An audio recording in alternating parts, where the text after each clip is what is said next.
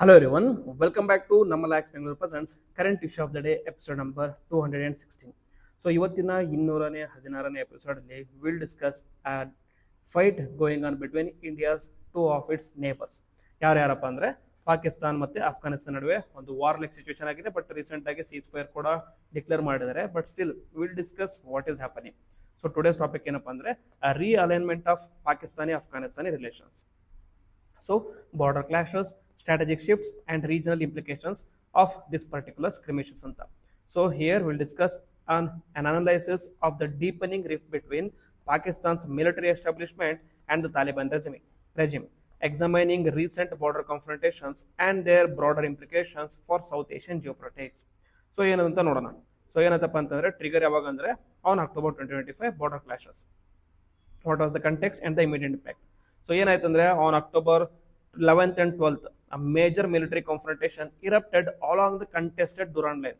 ಏನದು Durand line? So if this is India, if this is Pakistan, this is Afghanistan. So the line that is dividing the border between Afghanistan and Pakistan is called as Durand line. ಯಾವ ರೀತಿ India ಮತ್ತೆ ಪಾಕಿಸ್ತಾನದಲ್ಲಿ ಇರುವಂತ ಲೈನಿಗೆ rail ಲೈನ್ಗೆ Radcliffe line ಅಂತ ಕರಿತೀವಿ ನಾವು, ಅದೇ ರೀತಿ ಇದನ್ನ ಡಿವೈಡ್ ಮಾಡಿದಂತ ಬ್ರಿಟಿಷ್ ಮಿಲಿಟರಿ ಯಾರಪ್ಪ ಅಂತಂದ್ರೆ ಡುರಾಂಡ್, ಅದಕ್ಕೋಸ್ಕರ ಡುರಾಂಡ್ ಲೈನ್ ಅಂತ ಕರಿತೀವಿ ನಾವು ಇದನ್ನ. ಸೊ ಈ ಡುರಾಂಡ್ ಲೈನ್ ಅಲ್ಲಿ ಕೂಡ ಯಾವ ರೀತಿ ನಮಗೆ ಮತ್ತೆ ಪಾಕಿಸ್ತಾನ ನಡುವೆ ಜಮ್ಮು ಕಾಶ್ಮೀರಲ್ಲಿ ಯಾವ ರೀತಿ ಇಶ್ಯೂ ಇದೆ, ಅದೇ ರೀತಿ ಪಾಕಿಸ್ತಾನ ಮತ್ತೆ ಅಫ್ಘಾನಿಸ್ತಾನ ಕೂಡ ಇಶ್ಯೂ ಇದೆ ಡುರಾಂಡ್ ಲೈನ್ ಅಲ್ಲಿ. ಸೊ ಆ ಡುರಾಂಡ್ ಲೈನ್ ಪ್ರಾಪರ್ ಆಗಿ ವರ್ಕ್ ಆಗ್ತಿಲ್ಲದಕ್ಕೋಸ್ಕರ ಇಂಡಿಯಾ ಮತ್ತೆ ಪಾಕಿಸ್ತಾನ ಮತ್ತೆ ಅಫ್ಘಾನಿಸ್ತಾನ ನಡುವೆ ಸ್ಕ್ರಿಮಿಶ್ ಆಗ್ತಾ ಇತ್ತು, ಜಗಳ ಆಗ್ತಾ ಇದೆ. Okay, so making one of the most severe escalations between Pakistani and Taliban controlled Afghanistan since August 2021. The clashes resulted in heavy casualties on both the sides and exposed the fundamental strategic divergence between two entities once considered as natural allies. ಏನಪ್ಪ ಅಂತಂದ್ರೆ ಮುಂಚೆ Pakistan and USA used Afghanistan ಯಾಕೆ ಅಂದ್ರೆ to breed terrorist. So to breed terrorist ಯಾಕೆ ಅಂತಂದ್ರೆ to fight against Russia or USSR. ಅವಾಗಿನ ಕಾಲದಲ್ಲಿ USSR ಅಂತ ಇತ್ತು. USSR ಅವರು ಅಫ್ಘಾನಿಸ್ತಾನ ಮೇಲೆ ಅಟ್ಯಾಕ್ ಮಾಡಿದ್ರು. ಸೊ ಆ USSR ಅವರು ಅಫ್ಘಾನಿಸ್ತಾನದ ಗೆಲ್ಲಬಾರ್ದಂತ ಪಾಕಿಸ್ತಾನ ಮತ್ತೆ USA ಅವರು ಟೆರರಿಸ್ಟ್ಗೆ ಟ್ರೈನ್ ಮಾಡಿ ಅಫ್ಘಾನಿಸ್ತಾನ ವಿರುದ್ಧ USSR ವಿರುದ್ಧ ಹೋರಾಡಕ್ಕೆ ಬಿಟ್ಟಿದ್ರು. ಅದಕ್ಕೋಸ್ಕರ ಆ ಟೆರರಿಸ್ಟ್ USSR ನ ಸೋಲಿಸಿದ್ರು. USSR ಅಲ್ಲಿ ಕಾಂಕರ್ ಮಾಡ್ದಂಗೆ ವಾಪಸ್ ಹೋಗಿದ್ರು. But fast forward to around 2000s. ಅವಾಗ ಏನಾಯ್ತು ಅಂತಂದ್ರೆ 2008 ಅಲ್ಲಿ ತಾಲಿಬಾನ್ ಅಟ್ಯಾಕ್ ಮಾಡಿದ್ರು. ಯಾರ ಮೇಲೆ? ಒಸಾಮಾ ಬಿನ್ ಲಾಡೆನ್ ಅಟ್ಯಾಕ್ ಮಾಡಿದ ಅಲ್ ಖೈದಾ. ಯಾರ ಮೇಲೆ? USA ಮೇಲೆ ಅಟ್ಯಾಕ್ ಮಾಡಿದ. ಟ್ವಿನ್ ಟವರ್ ಸೆಪ್ಟೆಂಬರ್ 9/11 ಬ್ಲಾಸ್ಟ್ ಆಯ್ತು. 2 ಟ್ವಿನ್ ಟವರ್ಸ್ ಡೆಸ್ಟ್ರಾಯ್ ಆಯ್ತು. 9/11 ಡೆಸ್ಟ್ರಾಯ್ ಆದ್ಮೇಲೆ US ಏನ್ ಮಾಡಿದ್ರು? ಅಫ್ಘಾನಿಸ್ತಾನ ಮೇಲೆ ಅಟ್ಯಾಕ್ ಮಾಡಿದ್ರು. ಬಟ್ ಯಾರು ಟೆರರಿಸ್ಟ್ ಅಪ್ಡೇಟ್ ಮಾಡಿದ್ರಲ್ಲ ಅದೇ ಟೆರರಿಸ್ಟ್ ಕೂಡ US ಅಪೋಸಿಟ್ ಆಗಿ ಕೂಡ ಹೋರಾಡಿದ್ರು. ಜೊತೆಗೆ ಏನಾಯ್ತು ಅಂತಂದ್ರೆ ಈ ಬರುವಂತ ಕ್ಲಾಶಸ್ ಅಲ್ಲಿ ತಾಲಿಬಾನ್ ಅವರು ಏನ್ ಮಾಡೋಕೆ ಸ್ಟಾರ್ಟ್ ಮಾಡಿದ್ರು, ಇವನ್ ಪಾಕಿಸ್ತಾನ ಮೇಲೆ ಕೂಡ ಅಟ್ಯಾಕ್ ಮಾಡೋಕೆ ಸ್ಟಾರ್ಟ್ ಮಾಡಿದ್ರು. ಓಕೆ, ಸೊ ಅಟ್ಯಾಕ್ ಮಾಡೋಕೆ ಸ್ಟಾರ್ಟ್ ಮಾಡಿದ್ರು. ಸೊ ಇಲ್ಲಿ ಯಾವಾಗ ಪಾಕಿಸ್ತಾನ ಮತ್ತೆ ಅಫ್ಘಾನಿಸ್ತಾನ್ ಒಂದು ಇನಿಷಿಯಲ್ ಅಲೈಸ್ ಅಂತ ಕನ್ಸಿಡರ್ ಮಾಡ್ತಾ ಇದ್ರು, ನ್ಯಾಚುರಲ್ ಅಲೈಸ್, ಇವಾಗ they are fighting against each other ಅಂತ. ಸೊ ಅದನ್ನ ಹೇಳ್ತಾರೆ. ಮೊನ್ನೆ ರೀಸೆಂಟ್ ಒಂದು ಇಂಟರ್ವ್ಯೂ ಅಲ್ಲಿ ಪಾಕಿಸ್ತಾನಿ ಸ್ಪೋಕ್ಸ್ ಪರ್ಸನ್ ಹೇಳಿದಂತಂದ್ರೆ Pakistan is the most affected country by terrorism ಅಂತ ಹೇಳಿದ್ರು. most affected country by terrorism. It has gone through most number of terror attacks in the world ಅಂತ ಪಾಕಿಸ್ತಾನ ಸ್ಪೋಕ್ಸ್ ಪರ್ಸನ್ ಹೇಳಿದ್ರು. ಅದಕ್ಕೆ ಒಂದು ಪ್ರಾಪರ್ ರಿಪ್ಲೈನ ನಮ್ಮ ಶಶಿ ತರೂರ್ ಕೊಟ್ಟರು. ಏನ್ ಹೇಳಿದ್ರು ಅಂದ್ರೆ ಶಶಿ ತರೂರ್ ಅವರು, ಸೊ ಶಶಿ ತರೂರ್ ಏನಂತಂದ್ರೆ you cannot expect to breed snakes, okay, or rattle snakes ಅಂತ ಹೇಳಿದ್ರು. Breed snakes or rattle snakes and expect it to bite only outsiders ಅಂತ. ಓಕೆ, ಸೊ ನೀವೇ ಟೆರರಿಸ್ಟ್ ಬಿಲ್ಡ್ ಮಾಡಿದ್ದು, ನೀವೇ ಟೆರರಿಸ್ಟ್ ರ್ಯಾಟಲ್ ಸ್ನೇಕ್ಸ್ ಬಿಲ್ಡ್ ಮಾಡಿದ್ದು, ಇವಾಗ ಅವ್ರು ನಿಮ್ಗೆ ಕಚ್ಚುತ್ತಾ ಇದೆ ಅಂತಂದ್ರೆ obviously it was bound to happen ಅಂತ. ಸೊ ನೀವು ಮಾಡ್ಕೊಂಡಿರೋದು ಅಂತ ಶಶಿ ತರೂರ್ ಅವ್ರಿಗೆ ಖಡಕ್ ರಿಪ್ಲೈ ಕೊಟ್ಟಿದ್ರು. ಓಕೆ, ಸೊ ನಾವು again back to what matters ಅಂತ.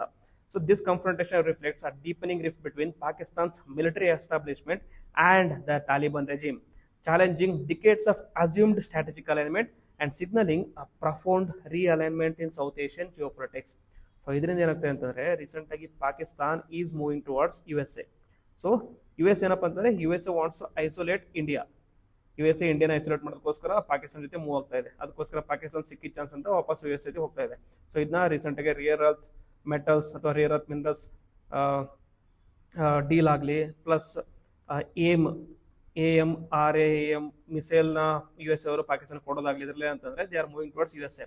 ಇದರಿಂದ ಏನಾಗ್ತದೆ ಅಂತಂದ್ರೆ ಪಾಕಿಸ್ತಾನ್ಸ್ ಎವರ್ ಅಲೈ ಯಾರು ಚೈನಾ ಟೆನ್ಷನ್ ಆಗಿದ್ದಾರೆ ಏನಂತಂದ್ರೆ so China is looking for alternatives. Pakistan U S ಹತ್ರ ಅಂತಂದ್ರೆ obviously China is looking for alternatives. So China strategic alignments are indulging with India.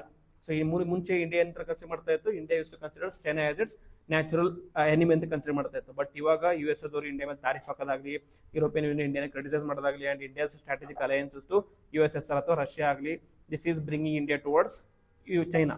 So ನೋಡಿ, ಯಾರು ಕಟ್ಟರ್ ಎನಿಮಿ ಅಂತ ಕರ್ಕೋತಾ ಇದ್ರು ಇವಾಗ ಅವ್ರ ಹತ್ರನೇ ಹೋಗ್ಬೇಕಾಗಿದೆ, ಯಾರು ಕಟ್ಟರ್ ಫ್ರೆಂಡ್ ಅನ್ಕೊಂಡಿದ್ರು ಇವಾಗ ಅವರಿಂದ ದೂರ ಹೋಗಬೇಕಾಗಿದೆ. So that is how geopolitics works. Okay, again next immediate trigger and multilayered causes ಅಂತ crisis. So first is Pakistan air strike. First start ಮಾಡಿದ್ದು Pakistan was aggressor. They launch precision air strike on Kabul, that is the capital city of Afghanistan, and in Paktika residence targeting Tehreek-e-Taliban Pakistan, that is TTP leader Noor Wali Mahsoud, whom Islamabad accuses of orchestrating cross-border terrorism. So TTP leader ಅಲ್ಲಿದ್ರು, ಅವ್ರನ್ನ ಕೊಲೆ ಮಾಡೋದಕ್ಕೋಸ್ಕರ ಪಾಕಿಸ್ತಾನ ಅವರು Afghanistan soil ಮೇಲೆ attack ಮಾಡಿದ್ರು. So obviously if you are attacking another country in their own soil, you expect a retaliation. So this Taliban responded with the coordinated ground operations and artillery attacks along the multiple border sectors, which demonstrated military capability and political resolve to defend Afghanistan's sovereignty. Okay, so obviously, so ನೀವು ನಮ್ಮಲ್ಲಿ attack ಮಾಡ್ತೀರಾ ಅಂದ್ರೆ obviously Afghanistan also started attacking Pakistan. Next, diplomatic provocation ಅಂತಂದ್ರೆ the clashes coincided with Afghanistan foreign minister Amir Khan Muttaqi's high profile visit to India, which is a move Pakistan pursues as a deliberate defiance of its regional interest and strategic red outlines. Okay, ಏನಂತಂದ್ರೆ ಯಾವುದೊಂದು country ಮೇಲೆ attack ಮಾಡಿ ನೀವು ಅವ್ರನ್ನ ಸುಮ್ಮನೆ ಕೊಡೋದಕ್ಕೋಸ್ಕರ expect ಮಾಡೋಕ್ಕಾಗೋದಿಲ್ಲ. So Pakistan ಏನ್ ಮಾಡ್ತಾ ಇದೆ, ಅಫ್ಘಾನಿಸ್ತಾನ್ ಅಪೋನೆಂಟ್ ಯಾರಪ್ಪ, ಅಫ್ಘಾನಿಸ್ತಾನ್ ಎನಿಮಿ ಯಾರು, ಯು ಎಸ್ ಎ, ಅವ್ರ ಜೊತೆ ಮೂವ್ ಆಗ್ತಾ ಇದ್ರು ಅಂದ್ರೆ ಆಬ್ವಿಯಸ್ಲಿ ಅಫ್ಘಾನಿಸ್ತಾನ ಏನ್ ಮಾಡ್ತಾರೆ, ಪಾಕಿಸ್ತಾನ ನ್ಯಾಚುರಲ್ ಎನಿಮಿ ಯಾರು, ಇಂಡಿಯಾ, ಅವ್ರ ಹತ್ರ ಮೂವ್ ಮಾಡೋಕೆ ಸ್ಟಾರ್ಟ್ ಮಾಡಿದ್ರು. ಸೊ ಆಬ್ವಿಯಸ್ಲಿ ಪಾಕಿಸ್ತಾನ ಅಕ್ಯೂಸ್ ಮಾಡ್ತಾ ಇದೆ, ಇಟ್ ಈಸ್ ಇಂಡಿಯಾಸ್ ಹ್ಯಾಂಡ್ ಇದೆ ಅಂತ ಅಕ್ಯೂಸ್ ಮಾಡ್ತಾ ಇದ್ದಾರೆ. ಮೇ ಬಿ ಇಂಡಿಯಾಸ್ ಹ್ಯಾಂಡ್ ಇದ್ರೂ ಇರ್ಬೋದು, ಇಲ್ಲದೇ ಇರ್ಬೋದು, ಏನು ಹೇಳೋಕ್ಕಾಗೋದಿಲ್ಲ. ಸೊ ನೀವು ಪಾಕಿಸ್ತಾನ ಅವರು ಎಲ್ಲ ಇಶ್ಯೂಸ್ ಅಲ್ಲಿ ಇಂಡಿಯಾನ ಹೈಲೈಟ್ ಮಾಡ್ತಾ ಇದ್ದಾರೆ. ಫಾರ್ ಎಕ್ಸಾಂಪಲ್ ಸರ್ ಕ್ರೀಕ್ ಆಗಲಿ, ಆಮೇಲೆ ಐಸಿಸ್ ಮತ್ತೆ ಲಷ್ಕರ್ ಎ ತೈಬಾ ಅಲಯನ್ಸ್ ಮಾಡೋದಾಗ್ಲಿ, ನೆಕ್ಸ್ಟ್ ಯು ಎಸ್ ಎ ಜೊತೆಗೆ ಅಲಯನ್ಸ್ ಮಾಡ್ಕೊಳ್ಳೋದಾಗ್ಲಿ ಎಲ್ಲ ಮಾಡ್ತಾ ಇದ್ರೆ ನಾವು ಸುಮ್ಮನೆ ಕೂರಕ್ಕಾಗಲ್ಲ. We are also going to bring our alliances. So ಏನಂತಾರೆ, an enemy's enemy is a friend in need ಅಂತ ಹೇಳ್ತಾರೆ. ಸೊ ಎನಿಮೀಸ್ ಎನಿಮಿ ಯಾರು, Afghanistan. So that is our friend. ಅದಕ್ಕೋಸ್ಕರ India is also moving towards Afghanistan. So criticism ಇದೆ ಏನಂತಂದ್ರೆ, Afghanistan is not a democratic elected government. Afghanistan ಅಲ್ಲಿ ಒಂದು ತಾಲಿಬಾನ್ ಅಂತ ಇನ್ಸ್ಟಿಟ್ಯೂಷನ್ ಇದೆ, ಅದ್ರ ಜೊತೆ ಯಾಕೆ ಮೂವ್ ಆಗ್ಬೇಕಂತ ಕೇಳ್ತಾರೆ, ಕ್ವಶನ್ಸ್ ಕೇಳ್ತಾರೆ. ಬಟ್ ಇಂಟರ್ನ್ಯಾಷನಲ್ ಪೊಲಿಟಿಕ್ಸ್ ಅಲ್ಲಿ ಒಂದು ಅರ್ಥ ಮಾಡ್ಕೊಳ್ಳಿ, ಏನಂತಂದ್ರೆ national strategic interest is always Paramount.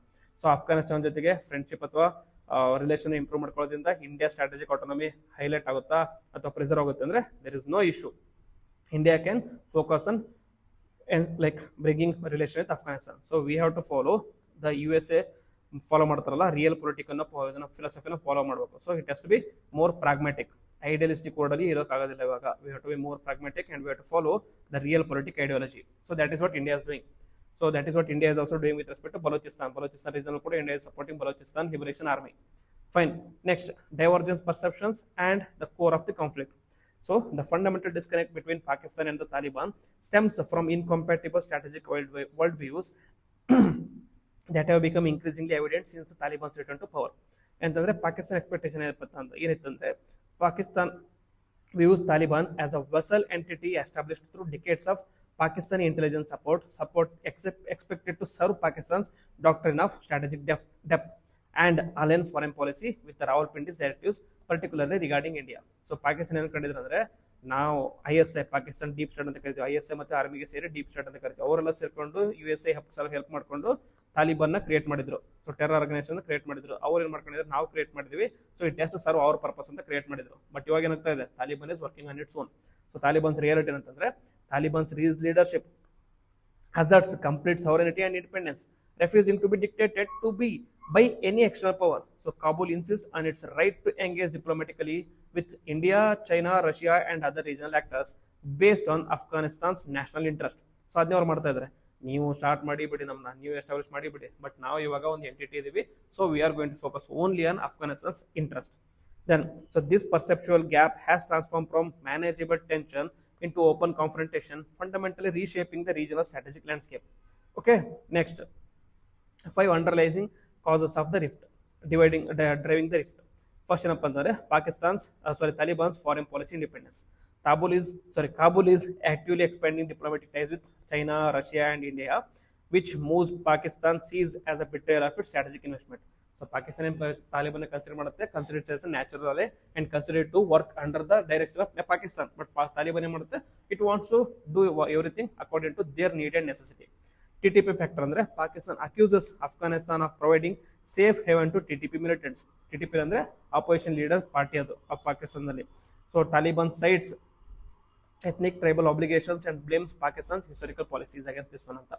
Then civil military imbalances in Pakistan. Since 1979, Pakistan's military has monopolized Afghan policy. Prime Minister Shahbaz Sharif's first class praise of the army reaffirms institutional control. Okay, so Pakistan Army and ISIS, as I told you, deep state ಅಂತ ಯಾವಾಗಿದ್ರು work ಮಾಡ್ತಾರೆ ಪಾಕಿಸ್ತಾನದಲ್ಲಿ. ಹೆಸರಿಗಷ್ಟೇ democratic elected government ಇರುತ್ತೆ ಅವ್ರ ಹತ್ರ, but power ಇರೋದ್ರ ಹತ್ರ ಯಾವಾಗಿದ್ರು deep state ಅಲ್ಲಿ ಇರುತ್ತೆ. So deep state ಅಲ್ಲಿ they always thought Afghanistan or Taliban as a tool rather than a colleague or rather than as a partner ಅಂತ. Then deportation of Afghanistan refugees recent ಆಗಿ issue escalate ಆಗೋದಕ್ಕೆ ಇದೊಂದು major reason. ಏನಪ್ಪಾ ಅಂದ್ರೆ Pakistan's systematic deportation campaign since 2023 has displaced millions, drawing condemnation from Kabul and United Nations Human Rights Council as a betrayal of historic ties. So sudden ಆಗಿ ಎಲ್ಲರೂ inhuman ರೀತಿಯಲ್ಲಿ ವಾಪಸ್ deportation ಮಾಡಿದ್ರು ಪಾಕಿಸ್ತಾನದವರು ಯಾರಿಗೆ ಅಫ್ಘಾನಿಸ್ತಾನ್ಗೆ. So it was seen as inhuman act by Afghanistan as well UNHCR. Then border point closures, that is prolonged closure of the Torkham and Chaman crossings severely damage Afghanistan trade. Taliban intercepts this as economic coercion and leverage. Okay, so Pakistan Taliban ಅಥವಾ ಅಫ್ಘಾನಿಸ್ತಾನ ಮೇಲೆ already ಎಷ್ಟೊಂದು sanctions ಇದೆ US ಇಂದ ಆಗಲಿ ಬೇರೆ ಬೇರೆ ಇತರ countries ಮೇಲೆ. ಸೊ ಅದಕ್ಕೋಸ್ಕರ ನಾವು they are dependent only on the trade ಇಂದ ಡಿಪೆಂಡ್ ಆಗಿದ್ದಾರೆ. ಸೊ ಟ್ರೇಡ್ ಮಾಡೋದಕ್ಕೋಸ್ಕರ ಬಾರ್ಡರ್ ಪ್ರಾಪರ್ ಆಗಿ ಓಪನ್ ಆಗಿರ್ಬೇಕು. ಇವಾಗ ಆ ಬಾರ್ಡರ್ನೇ ಕ್ಲೋಸ್ ಮಾಡಿದ್ರ, ಸೊ ಪ್ರಾಪರ್ ಆಗಿ ಟ್ರೇಡ್ ಕೂಡ ಆಗ್ತಾ ಇಲ್ಲ ತಾಲಿಬಾನ್ ಅಲ್ಲಿ. So that is also one of the issue. Next, diplomatic independence, that is Taliban's global outreach. So recognition and legitimacy anta. So despite lacking formal international recognition, the Taliban has made significant diplomatic progress.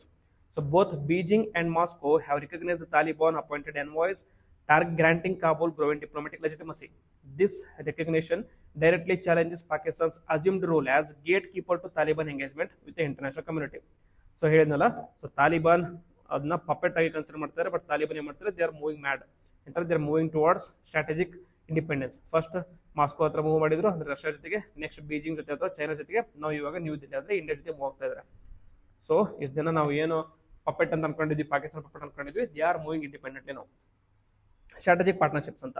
Taliban's warming relations with China focus on Belt and Road Initiative integration and counterterrorism cooperations. Simultaneously, Afghanistan is rebuilding its ties with Russia, reminiscent of Soviet-era relationships, and exploring cautious engagement with India through humanitarian and development changes. So, Afghanistan ಅಥವಾ Taliban. So initially ತಾಲಿಬಾನ್ಗೆ recognition ಯಾರು ಕೊಡಲಿಲ್ಲ, but recognition ಯಾರು ಕೊಡ್ತಾ ಇದ್ದಾರೆ, ಎಲ್ಲರ ಜೊತೆಗೆ ಅವರು ಡೀಲ್ಸ್ನ ಅಥವಾ ಟೈಸ್ನ ಡೆವಲಪ್ ಮಾಡ್ಕೊತಾ ಇದ್ದಾರೆ. Then the TTP dilemma and Pakistan's two-front instability. ಏನಪ್ಪ TTP dilemma ಅಂತಂದ್ರೆ, the Tehrik-e-Taliban Pakistan represent the most immediate security threat, driving Pakistan-Afghanistan tensions, creating a complex web of accusations and ethnic loyalties. So first ಏನಪ್ಪ ಅಂದ್ರೆ Pakistan's accusation ಅಂತಂದ್ರೆ, Islamabad presents evidence that TTP leadership operates from Afghanistan. But Taliban ಏನಂತಂದ್ರೆ, Kabul argues that TTP emerged from Pakistan's own policies, particularly its support for jihadi groups during the 1980s and 2000s. So Taliban cites Pashtun ethnic tribal bonds spanning the Durand line, making suppression political and cultural complex ಅಂತ. So TTP ಅಲ್ಲಿ ಇರುವಂತದ್ದು ಯಾರು, Pashtun tribes ಇರೋದು. ಆ Pashtun tribes ಇರೋದಲ್ಲಿ ಆ Durand line ಇದರಲ್ಲಿ ಇದ್ದಾರೆ. So both ಅಫ್ಘಾನಿಸ್ತಾನದಲ್ಲಿ ಇದ್ದಾರೆ, ಪಾಕಿಸ್ತಾನದಲ್ಲಿ ಇದ್ದಾರೆ. ಸೊ ನಾವು ಅವ್ರನ್ನ ಸಪ್ರೆಸ್ ಮಾಡೋಕ್ಕಾಗೋದಿಲ್ಲ, ಯಾಕಂತಂದ್ರೆ tribes of this particular region are involved in TTP. Next ಇದರಿಂದ ಸ್ಟ್ರಾಟಜಿಕ್ ಇಂಪ್ಲಿಕೇಶನ್ ಅಂತಂದ್ರೆ, Pakistan now faces two front instability, that is surging TTP violence in the Khyber Pakhtunkhwa and Baloch insurgency in Balochistan. So ಎರಡು ಕಡೆನೂ ಕೂಡ India supporting ಮಾಡ್ತಾ ಇದೆ. It is supporting TTP and it is supporting Baloch insurgency. This twin threat severely strains military resources and weakens Pakistan's regional influence whilst undermining domestic security. So these are the strategic implications. That is why Pakistan is also moving very stringently. Then refugee crisis and border control instruments of pressure. First is 2023 in the mass deportation agide, has systematically deported hundreds and thousands of Afghanistan refugees, which was criticism from Taliban government and UNHCR. Economic course ಅಂದ್ರೆ ಬಾರ್ಡರ್ನ close ಮಾಡಿದ್ರೆ Chaman border ಅಥವಾ ತುರ್ಕಂ border already explain ಮಾಡಿದ್ರಿ. ಅದಕ್ಕೋಸ್ಕರ it is also increasing like economic burden on Kabul as well. So key insight ಅಂತಂದ್ರೆ the refugee deportation and border closures represent Pakistan's attempt to reassert control over the relationship it pursues at slipping away. However, these measures have accelerated rather than reversed the Taliban defense.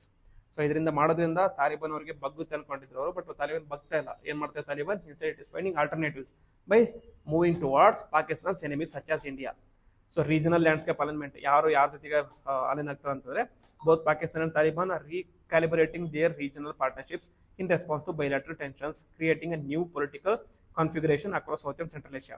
So United States almost 60% Pakistan ಜೊತೆಗಿದ್ರೆ 30% Taliban, ಇಂಡಿಯಾದಲ್ಲಿ almost 60% Taliban ಜೊತೆಗೆ 30% Pakistan ಜೊತೆಗಿದೆ. Next ರಷ್ಯಾದಲ್ಲಿ almost 60-70% Taliban ಜೊತೆಗಿದೆ. ಚೈನಾದಲ್ಲಿ ಕೂಡ ತಾಲಿಬಾನ್ ಅಷ್ಟೇ. ಎಲ್ಲ ದೇಶದಲ್ಲೂ ಕೂಡ alignment towards Taliban is increasing. So Pakistan's pivot andre rapprochement with Iran on border security, enhanced defense cooperation with Saudi Arabia, renewed engagement with the United States on the counterterrorism. So recent agi Pakistan ಮಾಡ್ತಿರುವಂತ diplomatic efforts. What about Taliban? Taliban is also focusing on diversification, that is deepening economic ties with China through BRI initiatives, formal diplomatic recognition from Russia, and cautious humanitarian engagement with India. So ನೀವು ಯಾವ ತರ move ಆಗ್ತೀರಾ, we are also moving mad. So ನಾವು ಕೂಡ move ಆಗ್ತೀವಿ ಅಂತ Taliban. So what is its strategic implications and the future trajectories? So Pakistan's reckoning. Islamabad faces collapse of its strategic depth doctrine, the realization that ideological affinity does not guarantee political obedience, forces a fundamental reassessment of decade-old assumptions about Afghanistan regional influence. So ಎರಡು same follow ಮಾಡುವಂತ, ಸುನ್ನಿ follow ಮಾಡುವಂತ ದೇಶ ಆದ ತಕ್ಷಣ ಎರಡರದ್ದು strategic alignment common ಆಗಿರುತ್ತೆ ಅಂತ ನಂಬಿದ್ದು ಕೂಡ ಇವಾಗ ಫೇಲ್ ಆಗಿದೆ. ಓಕೆ, ರಿಲಿಜನ್ ಸೇಮ್ ಆದ್ರೂ ಕೂಡ ಸ್ಟ್ರಾಟಜಿಕ್ ಅಲಯನ್ಸಸ್ ಚೇಂಜ್ ಇರುತ್ತೆ because of each country has their strategic interest. Next Taliban assertion ಏನಪ್ಪಾ ಅಂತಂದ್ರೆ, for the first time in its history the Taliban is asserting genuine sovereignty, refusing external dictation while navigating the complex terror of international legitimacy, economic development, regional integration on its own terms. Okay, previously Taliban use to work on the behalf of different countries. First USA, Pakistan, ಅದಾದ್ಮೇಲೆ next Russia, ಅದಾದ್ಮೇಲೆ next ಬೇರೆ ಬೇರೆ country follow ಮಾಡ್ತಾ ಇತ್ತು. But ಇವಾಗ ಏನ್ ಮಾಡ್ತಾ ಇದ್ದಾರೆ, they are trying to bring their own sovereignty. Next regional configuration ಅಂತಂದ್ರೆ, this rift opens strategic opportunities for India, China and Russia while creating instability risks. Afghanistan's political emergence as Chinese or Russian strategic partner fundamentally alters South Asian geopolitical calculations. So we have to wait and see what will be its implications. Then what appeared to be a stable patron-client relationship has transformed into strategic estrangement. October 25 border clashes mark not merely a tactical confrontation but a profound strategic divorce. ನಾನು ಇದನ್ನೆಲ್ಲ ಯಾಕೆ ಹೇಳ್ತೀನಿ ಅಂತಂದ್ರೆ, note these down, you can write these down in your essay ಆಗಲಿ ಅಥವಾ GS questions conclusion ಬರೆಯೋದ್ರಲ್ಲಿ use ಮಾಡ್ಕೋಬಹುದು. ಅದಕ್ಕೋಸ್ಕರ ನೋಟ್ ಮಾಡ್ಕೊಳ್ಳಿ. Okay, next this is about current issue of the day. ಅದ್ರ ಜೊತೆಗೆ ಡುರಾಂಡ್ ಲೈನ್ ಬಗ್ಗೆ ಡಿಸ್ಕಸ್ ಮಾಡಿದ್ವಿ. ಸೊ ಬೇರೆ ಬೇರೆ ಅಂತ ಲೈನ್ಸ್ ಇಂಡಿಯಾ ಸರೌಂಡಿಂಗ್ ಯಾವುದು ಅಂತ ನೋಡ್ಕೊಳ್ಳೋಣ. ಸೊ ಅಫ್ಘಾನಿಸ್ತಾನ ಮತ್ತೆ ಪಾಕಿಸ್ತಾನ ಇರುವಂತ ರೋಡ್ಗೆ ಯಾವ್ದು ಅಂತ ಕರಿತೀವಿ, ಡುರಾಂಡ್ ಲೈನ್ ಅಂತ ಲೈನ್ ಅಂತ ಕರಿತೀವಿ. ನೆಕ್ಸ್ಟ್ ಇಂಡಿಯಾ ಮತ್ತೆ ಇಂಡಿಯಾ ಮತ್ತೆ ಬಾಂಗ್ಲಾದೇಶ ನಡುವೆ ಇರೋ ರೋಡ್ ಲೈನ್ಗೆ ರಾಟ್ಲಿಫ್ ಲೈನ್ ಅಂತ ಕರಿತೀವಿ. ನೆಕ್ಸ್ಟ್ ಇದಾದ್ಮೇಲೆ line of actual control and line of control ಅಂತಿದೆ. Line of control with Pakistan occupied Kashmir and line of actual control with China occupied Kashmir. Next ಇದಾದ್ಮೇಲೆ ಪಾಕಿಸ್ತಾನ ಚೈನಾ ಮತ್ತೆ ಇಂಡಿಯಾ ನಡುವೆ ಇರುವಂತದ್ದು ಒಂದು ಮ್ಯಾಕ್ಮೋನ್ ಲೈನ್ ಅಂತ ಇದೆ. This particular line is called as McMahon line. Okay, McMahon line ಇದೆ. So McMahon line, then okay, so these are different lines or different borders dividing India and neighboring countries. So these are some of the lines. Okay, so Durand line, Radcliffe line, Radcliffe line, McMahon line, and then line of control and line of actual control. So ಇದನ್ನ ನೆನಪಿಟ್ಕೊಳ್ಳಿ. Okay, so this is the current issue of the day. ನಿಮಗೆ ಇಷ್ಟ ಆಗಿತ್ತು ಅಂದ್ರೆ please like ಮಾಡಿ, comment ಮಾಡಿ, ಹಾಗೆ friends ಜೊತೆ ಶೇರ್ ಮಾಡಿ. ಕಂಪ್ಲೀಟ್ ಆಗಿ ಓವರ್ ವ್ಯೂನ ಕಂಪ್ಲೀಟ್ ಆಗಿ ಡಿಸ್ಕಸ್ ಮಾಡಿದ್ದೀನಿ. ವಿಡಿಯೋ ಇಷ್ಟ ಆಗಿತ್ತು ಅಂದ್ರೆ ಪ್ಲೀಸ್ ಲೈಕ್ ಮಾಡಿ, ಸಬ್ಸ್ಕ್ರೈಬ್ ಮಾಡಿ, ಅದೇ ಜೊತೆ ಬೆಲ್ ಐಕಾನ್ ಕ್ಲಿಕ್ ಮಾಡಿ, so that you don't miss a notification. ಇದನ್ನ